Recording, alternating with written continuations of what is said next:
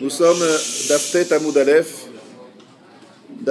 Aleph, en bas de la page, et nous abordons le sujet suivant. Daberna be'ozne ha'am. Parle, s'il te plaît, aux oreilles, si on peut dire, du peuple, c'est-à-dire parle au peuple. C'est Moshe Rabbeinu qui, au moment de la sortie d'Égypte, va supplier. Na, c'est une supplication. Quelle est la supplication? Écoutez bien, incroyable. Amre de Rabbi Yanai en na et la lachon bakasha. Lorsqu'on dit le mot na, c'est une demande. Amar le Akadosh Baruch Hu le Moshe. Akadosh Baruch Hu a dit à Moshe, bevakasha mimcha. S'il te plaît, lech ve'emor lahem le Yisrael. Dis, va dire à Israël, bevakasha michem. S'il vous plaît, sha'alo mimitzraim kle kesef ou kle zahav. Empruntez aux Égyptiens des ustensiles en or et des ustensiles en argent. Chez l'Oyoma, Oto Tzadik, que ce Tzadik ne dise pas, Daftet Amoud Aleph maintenant, Amoud Bet, pardon, Oto Tzadik, Vavadum Veinu Otam, Kiyem Baem. Vacharechen Yetsu Bichush Gadol, Lo Kiyem Baem. Akadosh Baruch Hu a accompli ce qu'il a promis au moment de Brit Ben Abetarim. L'alliance entre les morceaux, il a dit, je les asservirai, je les ferai souffrir en Égypte. Ça, très bien, ça il a fait comme il fallait. Par contre, ce qu'il a ajouté là-bas, je les sortirai Birchush Gadol, avec une grande richesse. Lo Kiyem Vacharechen Yetsu Birchush Gadol, Lo Kiyem Baem, il n'a pas accompli. Alors, Akadosh Baruch Hu dit au peuple d'Israël, s'il vous plaît, prenez de l'argent. Vous entendez? S'il vous plaît, faites un effort. Alors on se dit, mais franchement, c'est pas un effort, ça, c'est pas compliqué, ça.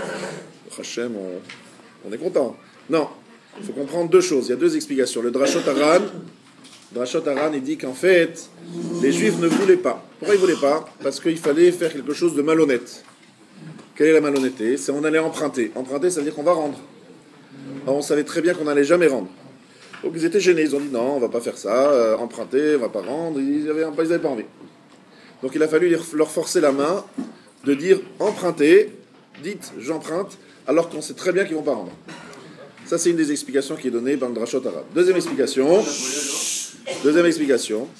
c'est que il y a un autre problème, c'est que les Juifs qui voulaient sortir d'Égypte, vous imaginez bien lorsqu'on est asservi pendant des 210 ans, la première chose qu'on pense c'est de sortir. On n'a pas très envie de penser à l'argent, on va prendre. Ce jour on dit voilà, qu'on sort déjà et achète-nous les baskets, de l'argent, on ne pense pas à ça. Donc, c'est pour cela qu'il a fallu un peu leur dire non, prenez l'argent aussi, pas seulement sortez, mais prenez l'argent. L'argent est dû, il faut savoir que c'est pas un vol, c'est un argent qui est dû parce qu'ils ont travaillé pendant tant d'années, ils n'ont jamais été reçus de salaire, c'était un salaire tout à fait minimum par rapport au travail qui a été réalisé. Amrou lo olvai shenetse beatzmenu. Si seulement, ils ont dit, si seulement on peut sortir nous-mêmes, genre on n'a pas envie de penser à l'argent, nous on veut sortir. Machal le Adam, Shaya Chabouch le Bet Asurim, à quoi ça ressemble? À un homme qui était enfermé dans une prison. Vayu Omrim lo Bene Adam, Motsi, Motra le Machar mi Bet Asurim. Les gens lui disaient, vous savez monsieur, on va vous sortir demain de prison. Venotnim lecha mamon arbe, et on va te donner beaucoup d'argent. Veromer lehem bevakasha mikem, s'il vous plaît, Motsi oni hayom, veni evakeshlo, faites-moi sortir aujourd'hui et je vous fais gratuit. Ça ne donnait rien. Demain, il y aura de l'argent. C'est pas, moi, je vais sortir, c'est tout. Voilà. C'est pour ça qu'Akadosh Baruch Hu, Moshe a dû insister pour que les Juifs empruntent. Vaïsh Aloum, continue la Gemara, ils les ont empruntés. Amar Ababi Melamed Shehish Ilum Baal Kocham. Vous savez que la Gemara, elle analyse chaque lettre. C'est écrit Vaïsh Aloum avec un mem. Normalement, on aurait dit Vaïsh Alou sans mem. Pourquoi le mem en plus? Mais la Med, on apprend de là, Shish Ilum Baal Kocham, qu'ils ont emprunté malgré eux. Ika de Amre, Baal Kocham de Mitzrayim. On a emprunté malgré les Égyptiens. Les Égyptiens ne voulaient pas. Et nous, on leur a forcé la main. Ah, comment on leur a forcé la main? On est allé chez les Égyptiens, on leur a dit, vous savez, messieurs, vous ne pouvez pas nous prêter ceci, cela? Les Égyptiens disaient, mais attendez, je ne sais pas de quoi vous parlez. Nous, on n'a pas ça, nous, on ne sait pas de quoi vous parlez. Et non, nous, on sait que dans tel tiroir, dans tel placard, il y a là-bas une caisse avec, grâce à Dieu, pas mal d'argent. Comment vous savez? Pendant l'obscurité, les Juifs rentraient dans les maisons des Égyptiens qui étaient pétrifiées, et les Juifs pouvaient regarder à travers les murs et à travers les tiroirs. Donc ils ont repéré tous les endroits sympathiques qu'il y avait dans la maison, ils ont tout noté, et lorsqu'ils sont revenus pour emprunter, ils savaient exactement qu'est-ce qu'il y avait et où ça s'était caché. Donc c'était Baal Kocham. Et il disait non, on ne connaît pas, on ne sait pas d'où on va vous parler. Il disait non, c'est là-bas. Et donc ils ne pouvaient pas refuser. Et ils ont prêté cet argent. Pourquoi ils ne pouvaient pas refuser? C'est compris, parce que les Égyptiens, ils voulaient qu'ils sortent. Parce qu'ils voulaient tout simplement se débarrasser de ces gens-là. Ils avaient perdu leur premier-né, ils avaient juste envie qu'ils partent. Donc ils avaient un moyen de pression. Continuons. Là-dessus, les Ika de Amré, Baal Kocham de Israël. D'autres disent non, c'est contre le gré des Juifs. Parce que, comme je vous l'ai expliqué tout à l'heure, les Juifs ne voulaient pas penser à ça, ils voulaient partir vite, ils ne voulaient pas parler d'argent, ou bien parce qu'ils avaient peur d'emprunter. Baal Kocham de Mitzrayim dirtivun vat ba'i techalek shalal. Techalek shalal, ça veut dire distribuer un butin. Lorsque vous parlez d'un butin, ça veut dire que vous prenez quelque chose contre l'avis de celui que... Un butin, c'est quoi? C'est lorsqu'on va en guerre et qu'on prend de... Voilà. Donc il s'agit de butin, donc de quelque chose qui est pris malgré les Égyptiens. D'autres disent que les Juifs ne voulaient pas parce que c'était eux qui étaient forcés d'emprunter à cause du poids, de la charge. Ils se disent on veut partir. On va partir en voyage, on va se charger avec plein de choses, ça va être très difficile. Il vaut mieux qu'on parte léger, même si on n'aura pas l'argent, mais on part léger. D'accord? Vaïnatsu et Mitzrayim. Amar Rabbi Ami, Melamed Sheasaoua, donc ils ont vidé l'Égypte. Amar Rabbi Ami, Melamed Sheasaoua, Kimetsuda, Shenba Dagan. Ils l'ont fait comme un filet. Vous savez, les filets qui permettent de capturer des oiseaux, des volatiles. Qu'est-ce qu'on met? On met là-bas un peu de Dagan. Dagan, c'est du blé, pour attirer les oiseaux. Et une fois qu'ils sont dans le filet, voilà, on les attrape. Donc c'est comme Metsuda, Shenba Dagan. Un grand filet dans lequel il n'y a pas de blé. C'est-à-dire qu'en fait, ils ont vidé tout le blé, tout l'argent. Et d'autres disent Asawa Kimetsula She'en Badagim. D'autres disent c'est comme un térum, comme une sorte d'abîme, une abîme dans lequel il n'y a pas de poissons. Ces poissons, vous savez, ils sont souvent en général en surface. Vous rentrez bien au fond de la mer, il n'y a plus de poissons, c'est vide. Donc, deux explications sur le mot Vayenatslu. Natsu Milashon Metsula. Ou bien Metsuda She'en Badagan. Ils ont vidé totalement. C'est en fait, la Gemara veut nous dire qu'on a fait véritablement un nettoyage à 100%, on a tout vidé. Eke Asher Eke, Amar le Akadosh Baruch Hu le Moshe. Alors vous savez que Eke c'est un nom d'Hachem. C'est pour ça que je dis Eke, pas comme c'est écrit. Akadosh Baruch Hu a dit à Moshe, Lech emor lahem le Israël, Ani haïti imachem beshibud ze, vani eheye imachem beshibud malchuyot. Il dit à Moshe d'aller dire aux Juifs, j'étais avec eux dans cette shiboud, dans cette difficulté qui est l'Égypte, dans cet exil, je serai avec eux dans les prochaines, c'est-à-dire dans les autres exils. Donc pour ça que c'est écrit Eke, Asher Eke, j'étais et je serai. Là-dessus, Moshe lui dit Amar lefanav ribono shel olam, il dit maître du monde, Dayal et Sarah Beshata, ça suffit de leur parler de la souffrance d'aujourd'hui. Là, ils sont en Égypte. Tu leur dis, vous savez, non seulement je serai là maintenant, mais la prochaine fois aussi je serai là. Ils disent, oulala, parlez pas la prochaine fois, parlez maintenant. D'accord? Donc il leur dit, ne parlons pas de ça. Amar le Akadosh Baruch Hu lech emor lehem eke shelachani alechem. T'as raison. Alors, dans le passouk d'après, c'est plus écrit eke, asher eke, c'est écrit eke seulement, une seule fois. Genre, il a accepté ce qu'a dit Moshe. Encore une fois, vous avez compris que cette Gemara demanderait de longues explications que je ne vais pas vous donner maintenant, parce que sinon, je n'arriverai pas à terminer la page. Donc, Eke, une seule fois, alors que la première fois, c'est écrit deux fois. Il se range à l'avis de Moshe, il ne parle pas de la prochaine fois. Alors, Eke, c'est un des noms d'Akadosh Baruch Hu, vous savez que ça veut dire numérique 21, ça représente un certain nombre de choses, mais ça veut dire qu'Akadosh Baruch Hu est avec nous. Il est avec nous, il nous protège, il nous accompagne même dans l'exil. Anani Hashem Anani. Réponds-moi Hashem, réponds-moi. Là, on passe à autre chose. C'est Eliyahu Hanavi. Eliyahu Hanavi se trouve sur le mont Carmel. Et qu'est-ce qui se passe? Il attend qu'il y ait la pluie. Pas la pluie, non. Pas la pluie du tout. Il attend que descende le feu du ciel pour brûler les sacrifices. Vous savez qu'il a fait un match avec les gens de Baal, les prêtres de Baal.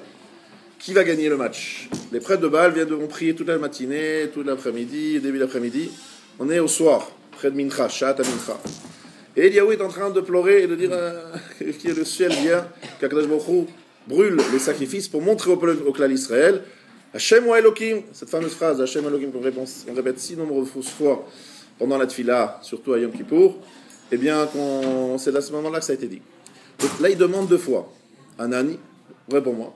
Anani, deux fois. Pourquoi est-ce qu'il demande deux fois réponds-moi? Amar Rabbi Avahu, Lama Amar Eliyahu Hanani Pa'amaim. Pourquoi est-ce qu'il est deux fois ce mot? Melamed, She'amar Eliyahu Lifnei HaKadosh Baruch Hu. Eliyahu a dit à HaKadosh Baruch Hu, Ribono shel olam, maître du monde, Ani Yem Sheder Adi Yemesh Min HaShamayim, V'tochal Kol Asher Al HaMizbeah, réponds-moi que le feu descend du ciel et qu'il consume tout ce qui est sur l'autel. V'aneni she'tasiyach da'atam, et réponds-moi qu'il pense à autre chose que des shelo yomu ma'asek shafimem. Il a eu peur, et Eliyahu Hanavi, que les juifs disent c'est pas du tout Hachem ça. C'est Maasek Shafim. C'est quoi Maasek Shafim? La sorcellerie. Donc il demande deux fois, réponds-moi. Un, que le feu descend du ciel. Et deux, chez ta siardaatam, qu'ils aient la force de pousser de leur tête, d'éloigner de leur tête la contestation qui serait celle de dire c'est de la sorcellerie et c'est pas Kadosh Baruch Hu qui est intervenu. Chez les Vata Sibota et Libam Achoranit. Hasibota et Libam, c'est-à-dire ramener leur cœur Achoranit en arrière. Donc ça veut dire que c'est pas facile, même lorsqu'on voit ce genre de choses incroyables, du feu qui descend du ciel, qui brûle un sacrifice, et même l'eau elle a été brûlée, bon, pour dire que, on dit que l'eau elle a aussi été brûlée. Et donc incroyable, on pouvait penser que c'était, tellement les juifs ils étaient pris dans la Vodazara, c'était l'époque de Achav, il y avait l'idolâtrie partout, et donc il y avait effectivement des grands sorciers, donc c'était pas facile de croire, même en voyant des choses extraordinaires, on pouvait. Moi toujours je me suis dit, si tu vois Eliyahu Hanavi, on tombe par terre, Eliyahu Hanavi, il vient. Il parle, il met triatamétim, il fait des machins, il a fait je sais pas combien de miracles. Et les gens disent non, on ne croit pas. Non, mais c'est pas possible, ils sont fous, quoi. C'est pas possible. C'est qu'en fait, il y avait un très grand Yetzer Hara, et il y avait encore une fois la sorcellerie. C'était impressionnant ce qu'il faisait. Les forces du mal avaient des forces incroyables, donc c'était pas facile de croire. Maintenant, nous passons à une nouvelle Mishnah. Mazatan, on fait une nouvelle Mishnah. Mais Matai, Korim et Shema Beshacharit. À partir de quand on lit le Shema? Le matin. Mishéakir ben Trelet Levlavan. Si on peut reconnaître entre le bleu et le blanc. Entre le bleu, le fil bleu et le fil blanc. Rabbi Eliezer Omer, ben Trelet Karti. Alors, entre le bleu et le vert. Adanet Sachama. Donc, ça veut dire, quel est le shiur, quel moment? Le matin, il faut à partir d'une certaine heure, on peut faire la bracha sur le talit. Attention, on peut faire la bracha sur le talit à n'importe quelle heure. C'est pas l'aube. Les gens pensent que c'est l'aube, c'est pas l'aube. C'est plus tard. Il faut avoir la possibilité de reconnaître, soit entre le bleu et le blanc, soit entre le vert et le bleu. Adanet Zachama, jusqu'à quel moment? Jusqu'au moment du lever du soleil. Heureusement que c'est pas la lacha. La première chose, c'est jusqu'au lever du soleil, pas plus. J'imagine en été, on aurait été très très très mal. Rabbi Yoshua Omer, Ad Shalosh Shaot, jusqu'à 3 heures. Vous connaissez tous, c'est le quart de la journée, c'est pas 3 heures de la montre. Sheken derech melachim la amod beshalosh shaot, parce que les rois se lèvent justement à ces moments-là. C'est écrit beshorbecha ou vkumecha. Lorsque tu te lèves, qui se lève? Les derniers levés, c'est les rois, et ils se lèvent justement à 3 heures. 3 heures, vous avez compris, 3 heures après le lever du soleil, d'après le Gaon de Vina, et 3 heures après le Hamoud HaShachar, selon le Magen Avraham. Loïfsid qui Adam, Mishkan Veilach, à partir de là, Loïfsid, il n'a pas perdu, on va voir ce que c'est qu'il n'a pas perdu, qui Adam a Koré Torah. En fait, au moins, il a fait créer la Torah, il a lu la Torah, le schéma après la 3e heure, c'est comme quelqu'un qui lit la Torah. D'accord? Mais Loïfsid, c'est un mot bizarre. Loïfsid, c'est quoi? Il n'a pas perdu, il a perdu beaucoup, et c'est plus le schéma, c'est Loïfsid. Donc là, Gemara va expliquer, Bezrat Hashem, il faudra absolument continuer à rester au shiur pour comprendre cette fin de la Mishnah. Maï ben Trelet et Lavan. Donc maintenant, on va commenter le début de la Mishnah. Ça, c'est la Gemara maintenant qu'on commence. Et la Gemara va demander quelle est la différence Maï ben Trelet et Lavan. Qu'est-ce que ça veut dire entre le bleu et le blanc? Il est Ma ben Gvava de Amra Chivra. Ligova de Amra de Trelta. Si tu me dis qu'en fait, il s'agit d'une pelote, on va dire une belote, morceau de laine qui est bleu et un morceau de laine qui est blanc. Voilà, il y a deux morceaux, un bleu, un blanc. Si c'est ça l'explication de la Mishnah, il dit même la nuit on peut faire la différence entre le bleu et le blanc. Donc c'est pas ça. Et la ben trelet sheba, le lavan sheba, entre le bleu qui est dedans et le blanc qui est là. Ça veut dire qu'est-ce qui se passe? J'ai pris une pelote de laine et je l'ai trempée dans un produit pour la teindre. Et dans un produit bleu. Ce qu'il y a, c'est qu'une partie a bien saisi, a bien prise, mais une autre partie un peu moins. Donc là, c'est pas vraiment blanc, c'est un bleu, on va dire, un peu moins bleu. Ça veut dire, ça c'est mistama habituel lorsqu'on teint à l'époque des produits, il y a une partie qui prend bien et une partie qui prend moins bien. Donc c'est entre Tchelet Sheba et Lavan Sheba. Donc un produit qui a été entièrement teint, une partie qui a bien été prise et l'autre partie beaucoup moins, entre le Tchelet qui y a dedans et le blanc qui est dedans.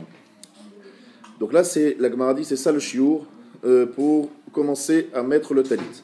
Tanya Rabbi Meir Omer, Rabbi Meir dit, Mishi Akir ben Ze'ev le Kelev. C'est le temps où on peut faire la différence entre un loup et un chien. C'est vrai que souvent, le loup et le chien se ressemblent. Rabbi Akiva Omer ben Chamor le Avod. D'autres disent que c'est entre un âne et un âne sauvage. Avod, c'est un âne sauvage. Ce sont des animaux très proches.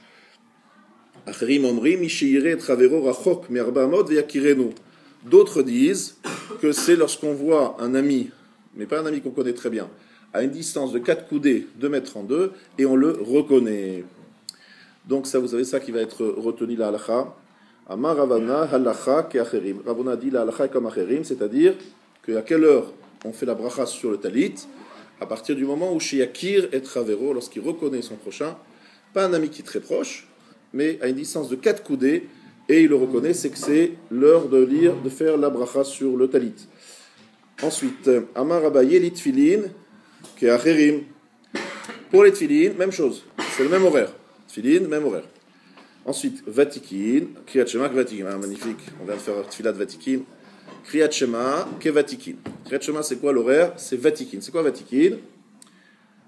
Alors, vous savez, c'est Anashim Anavim, dit Rashi. Ce sont des hommes humbles. Mechavevim mitzvot, qui aiment les mitzvot, dit Rashi. Les gens qui aiment les mitzvot. Vous allez voir pourquoi ces gens-là sont appelés des gens qui aiment les mitzvot. D'Amar Rabbi Yochanan, Vatikin ayu gomrim ota im hanet zachama. Les Vatikim terminaient le Kriyat Shema à l'heure du lever du soleil. Comme on a fait ce matin, en fait, on lit le Kriyat Shema un peu avant l'heure du lever du soleil et on fait la Hamida juste au moment du lever du soleil. Pourquoi? Parce que l'heure de la Hamida, c'est l'heure du lever du soleil. On a un din qu'il faut être somer Geoula la Tfila. Il faut juxtaposer Gal Israël à la Tfila, obligatoirement. Donc, obligatoirement, il faut faire le Kriyat Shema juste avant pour pouvoir le terminer, c'est-à-dire Gal Israël, au moment de la Tfila. Parce qu'on a ces différentes obligations et contraintes. Tanya Namiachi, on a appris aussi dans la Braïta ainsi, Vatikin ayugobri mota im hanet zachama, les Vatikin ont terminé avec le lever du soleil, kedeshi ismor geoula le tfila, afin de juxtaposer la geoula, Baruch Hashem Gal Israël, à la tfila, vedimtsa mitpalel bayom. Et donc il prie le jour. Vous avez compris qu'avant le lever du soleil, prier avant le lever du soleil, ça ne s'appelle pas prier le jour. C'est Bedi Arvad. Vous savez qu'on a le droit de le faire lorsqu'on est en voyage, lorsqu'on est en Honès, un cas de force majeure. Mais sinon, a priori, il faut attendre le lever du soleil pour faire la Hamida. Amar Bizera Maikara, quel est le verset qui le dit? Yiraucha im shemesh lifnei yaver dordorim. Yiraucha milashon yira, crainte. Ça veut dire aussi voir, mais ça veut dire aussi craindre.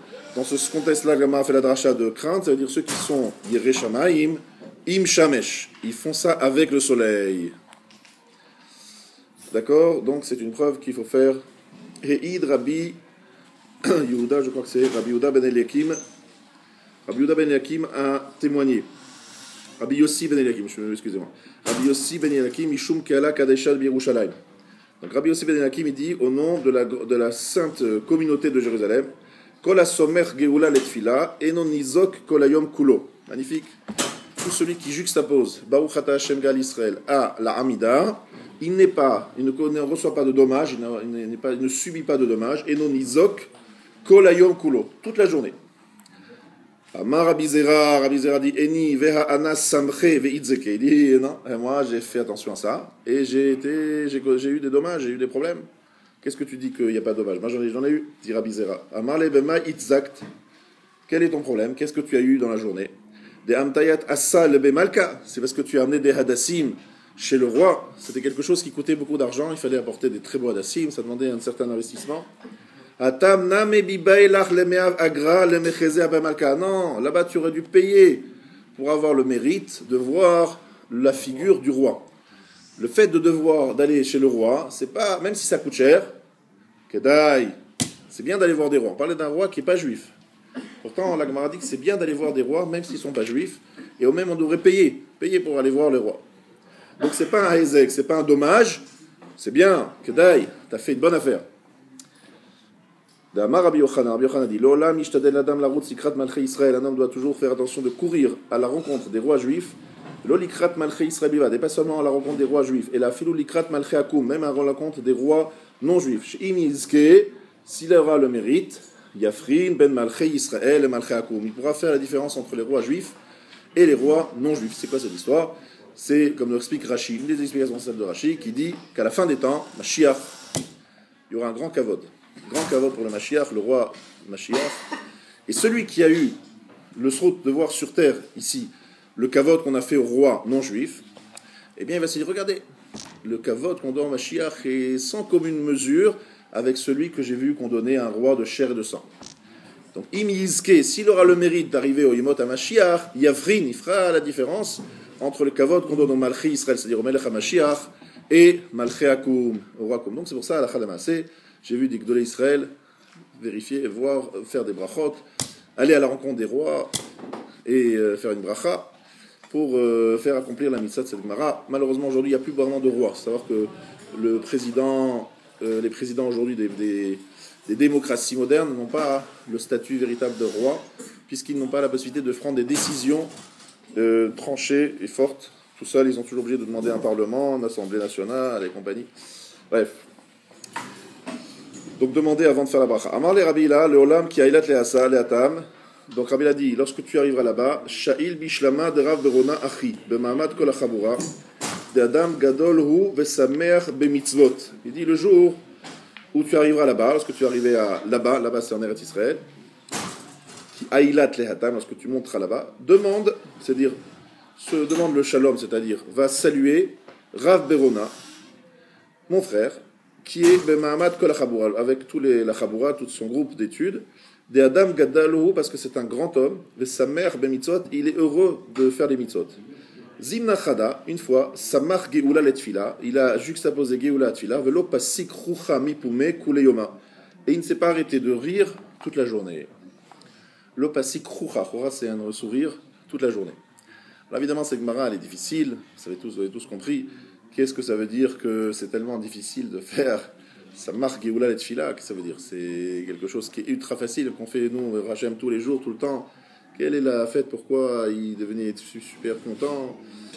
En quoi c'est un homme grand? Un grand homme parce qu'il fait ça? Mapchat. C'est évident cette marque. Vim Tomar demande Tosfot. Alors, Kol haolam somchim Géoula la Tfila. Tout le monde fait ça. Maï revouté de Rav Berona de l'Opasik Ruhamipoume. Qu'est-ce qu'il a fait spécialement Rav Berona devant Tosfot, le dernier Tosfot de la page? Yeshtomar de Achikomar Kol Asomer Geoula la Tfila Kevatikim Shekorim Kriyat Shema Kodem Anetz ou Tfila Lachar Netz. Il a fait la Tfila avant le Netz, il a fait le Kriyat Shema juste avant le lever du soleil, et il a fait la Tfila juste après le Netz. C'est pas le fait d'avoir juste abosé Geoula la Tfila, c'est le fait d'avoir prié au Netz. Mais ça aussi la vidéo, c'est pas compliqué. Nous aussi, c'est facile pour nous, non? Alors, qu'est-ce que vous dites? J'ai peut-être un pshat qui n'est pas bachout, mais je crois l'avoir reçu de quelqu'un, de Gadol. Nous, effectivement, on est là avec nos montres et mis la seconde près, etc. En fait, on ne sait pas vraiment quand c'est le lever du soleil. On ne sait pas exactement, c'est très difficile à savoir. Nous, on fait ça en semblant, on regarde la minute, la seconde, machin. Mais on est rigolo, parce qu'on est rigolo, parce que, on ne sait pas exactement quelle est véritablement l'heure.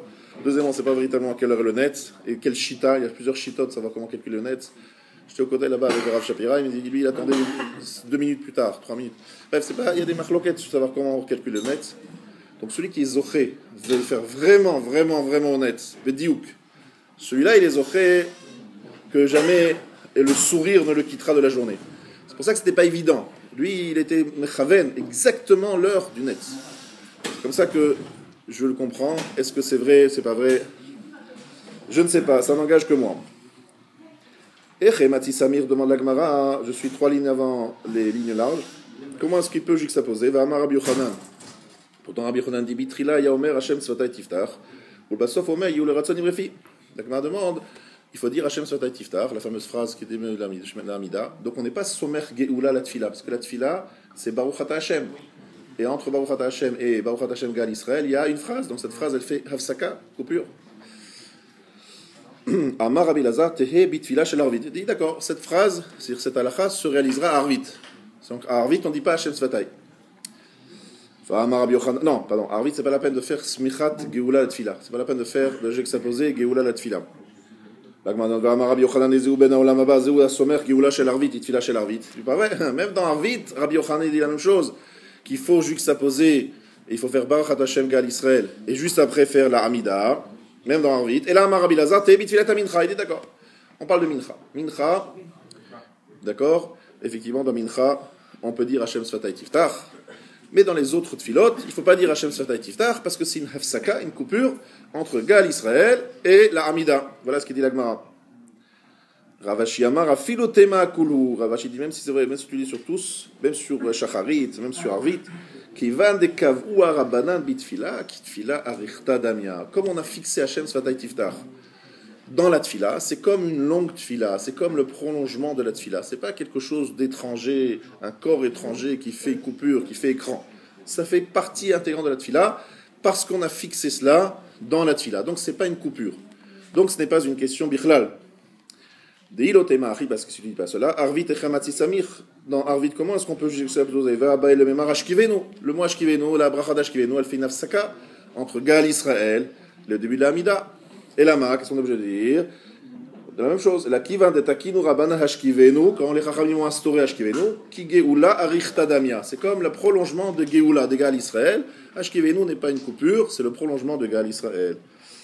Achinami kivan de kavua rabana mitfila, comme les chachamim ont fixé dans la tfila, ki tfila arichta damia, c'est une longue tfila. Mirde hayi ou le ratsonim refi mashma le basof, mashma beikara, de baina le memar, maitama taknu rabana lachad yuchedbu barachot, lembrou meikara, puisque yi ou le ratsonim refi, Mashma le Basov, ça a un sens de le dire à la fin. Mais ça a aussi un sens de le dire au début. Pourquoi est-ce que les Chachamim ont dit qu'on dirait Yi ou le Ratson Ibrefi à la fin de la Hamida? Pourquoi on ne le fait pas au début? Puisque ça aurait un sens et au début et à la fin de la Tfila. Pourquoi l'avoir dit à la fin et pas au début? Question de la Gemara. Réponse. Amar Rav Yehuda bered Rabbi Shimon ben Pazi ho'il velo amaro David ela lachar yudchet parashiot. La phrase Yi ou le Ratson apparaît dans la 18e Teilim. C'est vrai, monsieur Moshe Mamou, Mizmor Yutret, c'est écrit Youle Ratson Yimrefi, c'est vrai ou pas vrai? Non, Youle Ratson, c'est pas écrit dans le Mizmor Yutret. C'est écrit dans le Mizmor Yutet. Ah, il y a un problème, c'est la question de la Gemara. Vous avez compris, on va faire un parallèle entre les 18 premiers Teilim et les 18 Berachot de la Hamida. Et c'est très intéressant, parce que dans la Hamida, en fait, il y a 19 Berachot. Mais Shmone Esre, ça s'appelle Shmone Esre à cause de 18, parce qu'il y en a une 19e qui s'était associée après. Or, là, c'est après le 19e, à la fin du 19e chapitre de Teilim, vous voyez. Donc c'est intéressant, parce qu'en fait, la Gemara veut trouver 18, mais en fin de compte, c'est 19, et finalement, il y a en fait 19 dans la Hamida, bref, on est dans une folie. Je vais expliquer comment la Gemara s'en sort. Alors, Yutret, Avia, la Gemara dit non, il n'y a pas 18, c'est le 19e chapitre. Ashrea Ish, réponse de la Gemara. Ashrea Ish, velama rakshu goyim chada parashayi.